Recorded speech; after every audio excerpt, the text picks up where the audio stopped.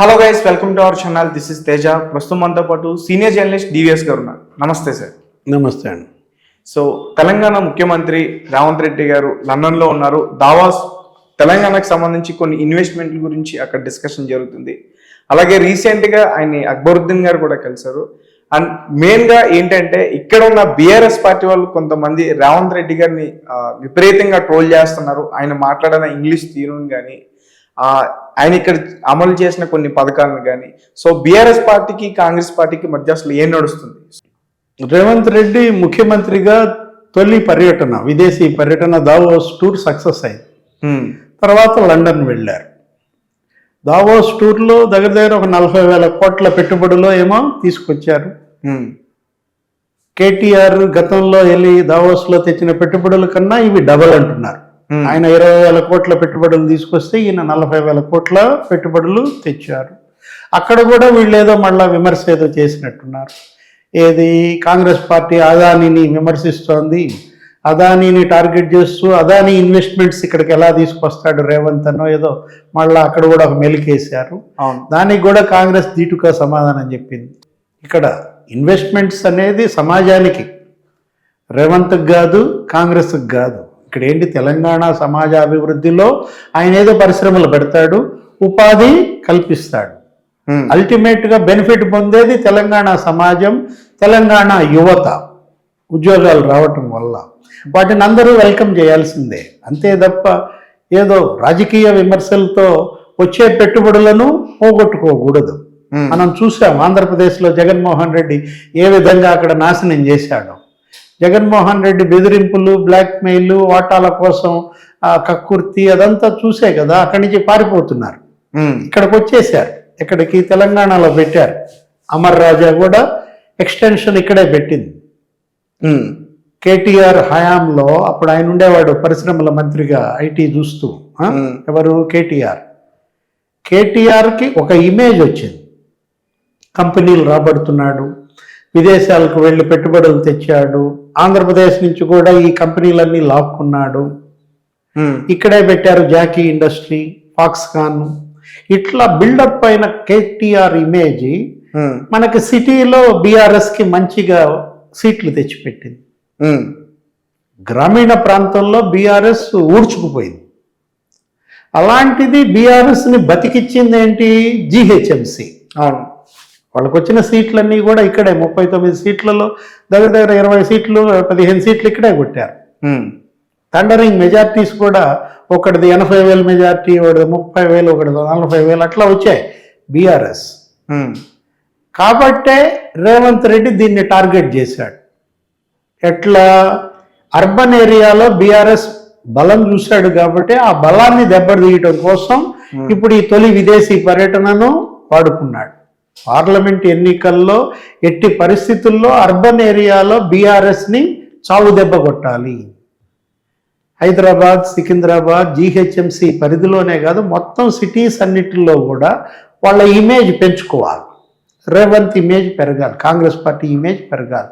దానికోసం పెట్టుబడులు తీసుకురావటం, పరిశ్రమలు స్థాపించటం, అన్ఎంప్లాయ్మెంట్ సమస్య పరిష్కరించటం. బీఆర్ఎస్ ఓడిపోవటానికి అది కూడా ప్రధాన కారణం. యువతలో అశాంతి, ఉద్యోగాలు ఇవ్వలేదు, ఇచ్చిన హామీలు నెరవేర్చలేదు 10 ఏళ్ల కేసీఆర్ పాలనలో. ఉస్మానియా యూనివర్సిటీ మనం చూసాం. తెలంగాణ ఏర్పాటులో, ప్రత్యేక రాష్ట్ర ఉద్యమంలో వాళ్ళదే కీలక పాత్ర. నీళ్లు, నిధులు, నియామకాలు. మూడోదేంటి? నియామకాలు, అపాయింట్మెంట్స్ అన్నమాట. ఏది? ఎంప్లాయ్మెంట్. అది మీటప్ అవ్వలేకపోయింది బీఆర్ఎస్. అందుకే యువత తిరగబడింది, కాంగ్రెస్ని భుజానేసుకున్నారు. మనం చూసాం కేసీఆర్ పరిపాలనలో నోటిఫికేషన్లు ఎలా వాయిదాలు వేసుకుంటూ వచ్చారో, ఆ క్వశ్చన్ పేపర్లో లీకేజీ వాళ్ళ మెడకి ఎలా చుట్టుకుందో, చివరికి ఓటమికి ఎలా దారి తీసిందో మనం చూసాం. దాన్ని తీసుకునే రేవంత్ రెడ్డి అన్ఎంప్లాయ్మెంట్ని అడ్రస్ చేస్తున్నాడు. ఓకే, ఇప్పుడు దావోస్ వెళ్ళినా, లండన్ వెళ్ళినా అదే. ఈ లోపు కేటీఆర్ కామెంట్స్ కూడా మనం చూసాం. ఏది? పులి బయటకు వస్తుందనో ఏదో త్వరలో పులి బయటకు వస్తుంది, దానికి ఆయన కూడా కౌంటర్ వేశారు రేవంత్ రెడ్డి గారు.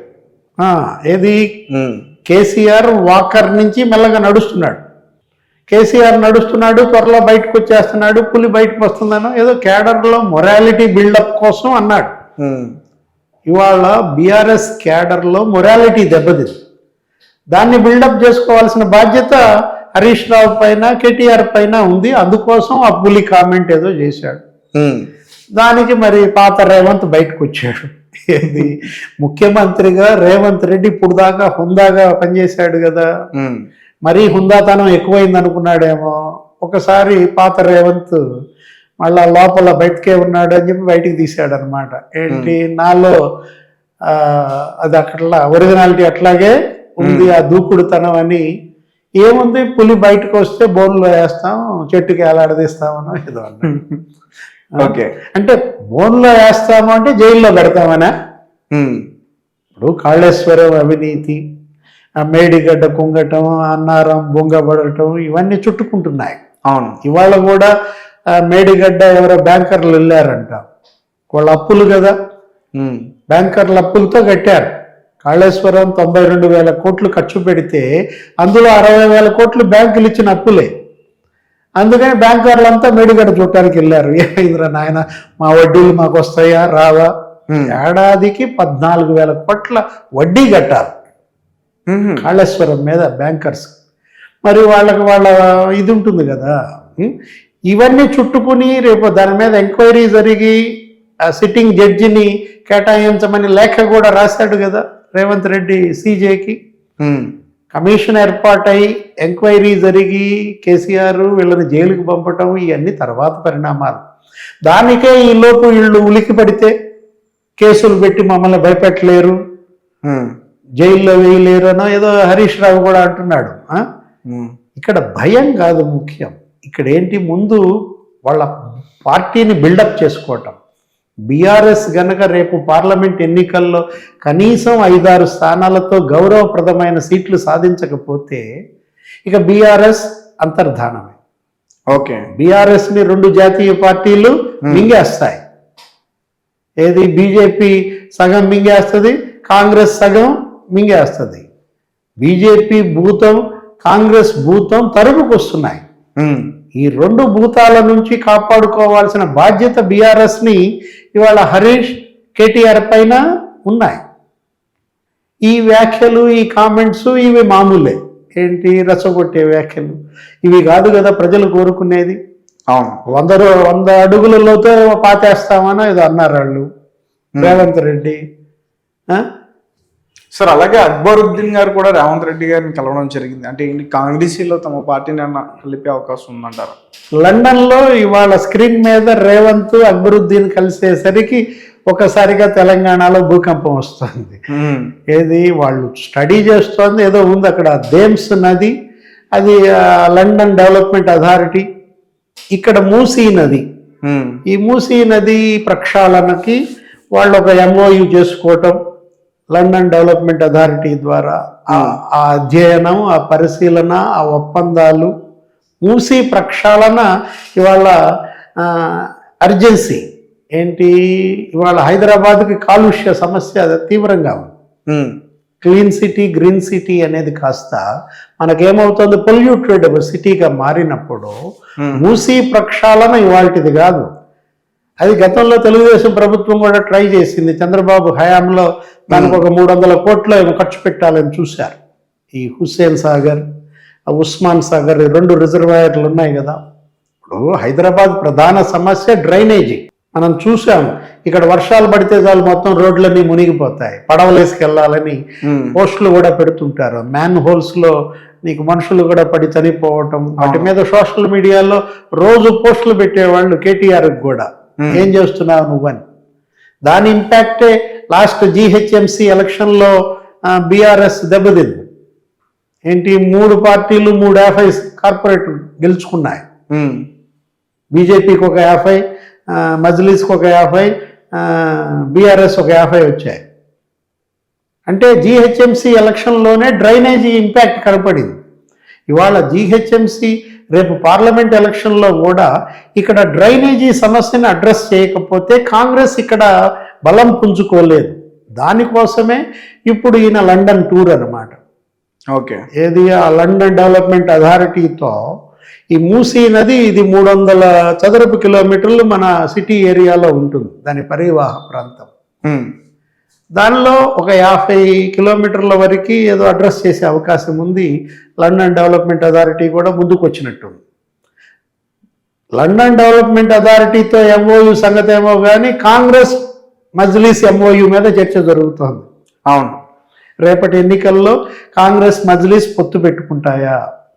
అక్బరుద్దీన్ రేవంత్ స్క్రీన్ మీద కనపడేసరికి లాస్ట్ అసెంబ్లీ సెషన్స్లోనే మనం చూసాం. అక్బరుద్దీన్ ఓవైసీని ప్రొటైమ్ స్పీకర్గా పెట్టాడు, ఆయనే ప్రమాణాలు చేపించాడు వీళ్ళందరితో. అవును. అంటే కాంగ్రెస్, రేవంత్, బట్టి విక్రమార్క, ఉత్తమ్ వీళ్ళంతా కూడా స్నేహహస్తం ఇవ్వటానికి సిద్ధంగా ఉన్నారు. ఎవరికి? మజ్లిస్కి. వాళ్ళ తండ్రి హయాంలో సుల్తాన్ సలావుద్దీన్ ఓవైసీ అప్పట్లో కాంగ్రెస్ మజ్లిస్ కలిసే ఉండేవి. ఓకే. అంటే బీ టీం అనే పదం అప్పుడు లేదు కానీ కాంగ్రెస్కి బీ టీమే అప్పట్లో. ఇప్పుడే చెడ్డ పేరు తెచ్చుకుంది మజ్లిస్, బీజేపీ బీ టీం అనో బీఆర్ఎస్ బీ టీం అనో చెడ్డ పేరు తెచ్చుకున్న దీంట్లో మొన్నటి ఫలితాలు మనం చూసాం. ఇప్పుడు మజ్లిస్ ఏం చేస్తుంది? ఇప్పుడు అది ప్రాంతీయ పార్టీ కాదు, అది జాతీయ పార్టీ అయిపోయింది. ఇతర రాష్ట్రాల్లో కూడా పోటీ చేస్తోంది. అంటే గాలిపటం కేవలం హైదరాబాద్లోనే కాదు, నీకు దేశం మొత్తం ఎగురుతోంది. ఉత్తరప్రదేశ్, బీహార్, మహారాష్ట్రలో కూడా అక్కడ 2-3 సీట్లు గెలిచారు వాళ్ళు ఉన్నా లేకపోయినా కూడా. ఇలాంటి పరిస్థితుల్లో మజ్లిస్ కనుక కాంగ్రెస్కి చేరువైతే, పొత్తు పెట్టుకుంటే దాని ఇంపాక్ట్ కేవలం జీహెచ్ఎంసీకో అంటే హైదరాబాద్ సికింద్రాబాద్కో తెలంగాణ సమాజానికో కాదు, మొత్తం దేశం మీద పడుతుంది. మజ్లిస్ కాంగ్రెస్ పొత్తు గనక నిజంగానే సుసాధ్యమైతే ఇక తెలంగాణ భవన్లో భూకంపం వస్తుంది. అంటే మొన్న మజ్లిస్ పొత్తు ఆ మాత్రం సీట్లను బీఆర్ఎస్కి తెచ్చిపెట్టింది. ఇప్పుడు మజ్లిస్ కనుక కాంగ్రెస్కి పొత్తు పెట్టుకుంటే అది మరి బీఆర్ఎస్కి చావు దెబ్బ అవుతుంది. ఎందుకంటే మజ్లిస్ కూడా ఆలోచిస్తుంది కదా, ఎంఐఎం, అక్బరుద్దీన్, అసదుద్దీన్, బీఆర్ఎస్ ఇక్కడ బతుకుద్ది, మళ్ళా కేసీఆర్ పరిగెత్తుతాడు, మళ్ళా దీన్ని నడిపిస్తాడు, మళ్ళా ముఖ్యమంత్రి అవుతారు వీళ్ళు అనే ఆశలు ఉంటేనే మజ్లిస్ బీఆర్ఎస్ వైపు చూస్తుంది. లేదు, ఇక రాబోయే భవిష్యత్ అంతా కాంగ్రెస్సే, దేశానికి దిక్సూచి రాహులే అనేది గనక వచ్చినట్లయితే మజ్లిస్ ఏమవుతుంది? గెంతేస్తుంది, కాంగ్రెస్తో పొత్తు పెట్టుకుంటుంది. అంతే కదా. ఎవరి రాజకీయ ప్రయోజనాలు వాళ్ళు చూసుకుంటారు.